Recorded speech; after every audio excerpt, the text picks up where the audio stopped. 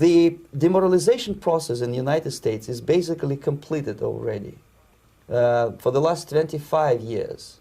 Actually, it's overfulfilled because demoralization now reaches such areas where previously not even Comrade Andropov and all his experts would even dream of such a tremendous success.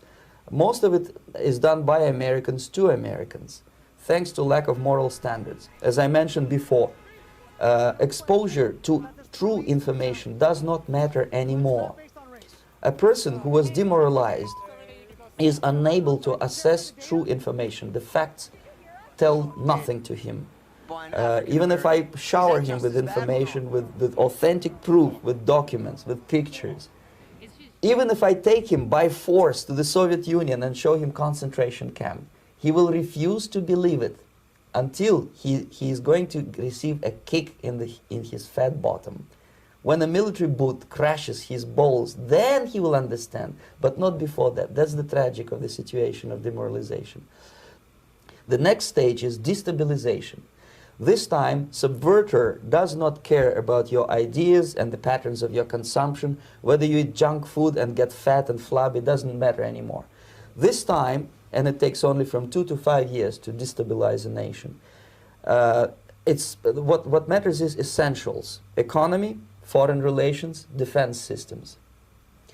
And you can see it quite clearly that in some areas, in such sensitive areas as defense and economy, the influence of Marxist-Leninist ideas in the United States is absolutely fantastic. I could never believe it 14 years ago when I landed in this part of the world that the process will go that fast. The next stage, of course, is crisis. It may take only up to 6 weeks to bring a country to the verge of crisis. You can see it in Central America now. And after crisis, with a violent change of power, structure, and economy, you have so-called the period of normalization. It may last indefinitely. Normalization is a cynical expression borrowed from Soviet propaganda. When the Soviet tanks moved into Czechoslovakia in '68, Comrade Brezhnev said, "Now the situation in brotherly Czechoslovakia is normalized."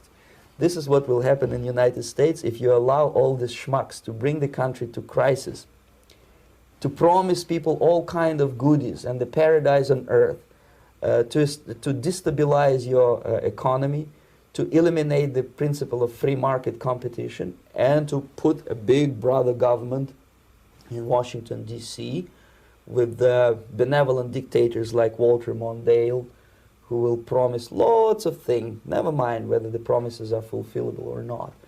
Your leftists in United States, all these professors and all these beautiful civil rights defenders, they are instrumental in the process of the subversion only to destabilize the nation. When their job is completed, they are not needed anymore. They know too much. Some of them, when they get disillusioned, when they see that Marxist-Leninists come to power, obviously they get offended. They think that they will come to power. That will never happen, of course. They will be lined up against the wall and shot.